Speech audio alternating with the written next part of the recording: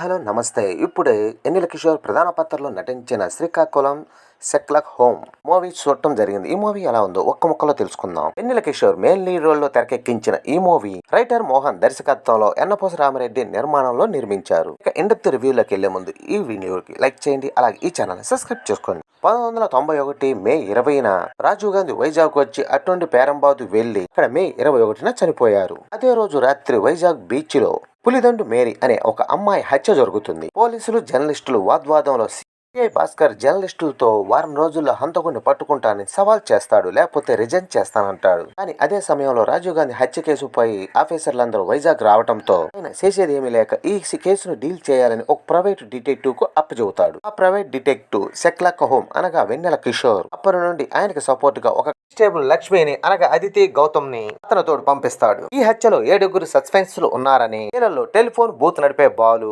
అనగా రవి మహధన్యం, వికలాంగుల పిల్లల ఆశ్రమం నడిపించే అనన్య నాదెళ్ల, సస్పెండ్ అయిన పోలీసు కాలయ్య ప్రభాకర్, ఝాన్సీ అనే అమ్మాయి ముగ్గురు జాడ ఎర్లీ హోమ్ లో చెవటంతో పోలీసులు వాళ్ళని విచారణకి తీసుకుపోతారు. ఎర్లీ హోమ్ వాళ్ళని ఎలా పట్టుకున్నాడు, ఎర్లీ హోమ్ డిటెక్టివ్ ఎందుకు అయ్యాడు, అసలు ఆ హత్య చేసింది ఎవరు, అసలు మేరీని ఎందుకు హత్య చేశారు, ఎర్లీ హోమ్ కి ఎదురైన సమస్యలు ఏంటి, ఇవన్నీ తెలుసుకోవాలంటే మూవీ చూడాల్సిందే. ఇక ఎలా ఉందంటే ఒక మర్డర్ మిస్టరీ సాల్వ్ చేసే సినిమాలు ఇప్పటికే చాలానే వచ్చాయి. ఇది కూడా ఒక అదే కోవలోకి చెందిందే. కొంతమంది అనుమానితుల్ని పట్టుకోవటం, త్రికోణం నుండి ఏం జరిగిందని చెప్పే కామెడీ డిటెక్టివ్ మూవీ.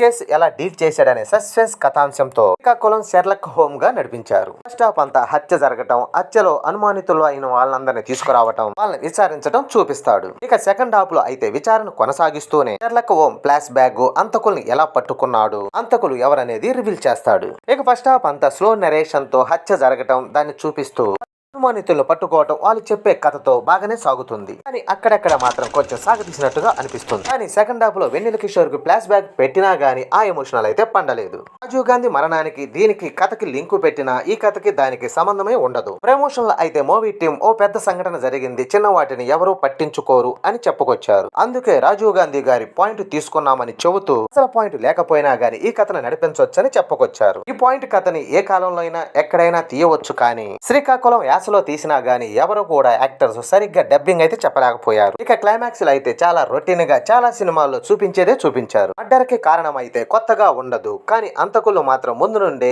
గెస్ చేయొచ్చు.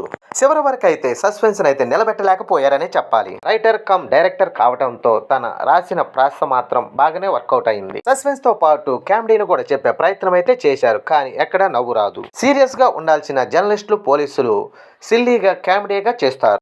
ఇటీవల వరుసగా 10 సినిమాలు తీసి ఇట్టుకొట్టిన వంశీ నందిపాటి ఇలాంటి సినిమాలు ఎలా తీశాడని డౌట్ వస్తుంది. ఇక నటి నటుల పర్ఫార్మెన్స్ కామెడీతో తన బెస్ట్ ఇచ్చే వెన్నెల కిషోర్ ఈ సినిమాలో కూడా డైరెక్ట్ అడిగినట్లే తన బెస్ట్ ఇచ్చాడు. అక్కడక్కడ ఓవర్ యాక్షన్ కూడా చేసినట్టుగా అనిపిస్తుంది. అన్న నేతలు కూడా కూల్ గా కనిపిస్తూ తన నటనతో మెప్పించింది. రవి మహధాన్యం కూడా పర్వాలేదనిపించాడు. ఝాన్సీ పాత్రలో నటించిన అమ్మాయి చాలా బాగా చేసింది. ఇక హీరోయిన్ అదితి గౌతమ్ ఎక్కువ ప్రభావం లేని కానిస్టేబుల్ పాత్ర ఎలా ఒప్పుకుందో అర్థం కావటం లేదు. ఇక సెక్లక్ హోమ్ తల్లిదండ్రులు పాత్రలో కూడా పెద్దగా మెప్పించలేకపోయాయి. సిఐ పాత్రలో అనిల్ కూర్మల్లి, జర్నలిస్ట్ పాత్రలో senior journalist Nagaraju, Bhadra Mary పాత్రలో నటించిన అమ్మాయి పర్వాలేదనిపించింది. ఇంతే సినిమాలో మెప్పించిన హీరోయిన్ అదితి గౌతమ్ కానిస్టేబుల్ పాత్రలో అసలు చెట్టుగా లేదనే చెప్పాలి. ఇక సాంకేతిక విభాగానికి వస్తే ఈ సినిమాకి డబ్బింగ్ చాలా మైనస్ అనే చెప్పాలి. అనీష్ కూర్విల్లా జర్నలిస్టు ఝాన్సీకి పాత్రలకి సొంత డబ్బింగ్ లేకపోవటం, వాళ్ళకిచ్చిన వాయిస్లు అయితే అసలు చెట్టు కాలేదు. శ్రీకాకుళం యాష కూడా చాలా మందికి సెట్ కాలేదనే చెప్పాలి. ఇక బ్యాక్గ్రౌండ్ మ్యూజిక్ పాటలు పర్వాలేదనిపించాయి.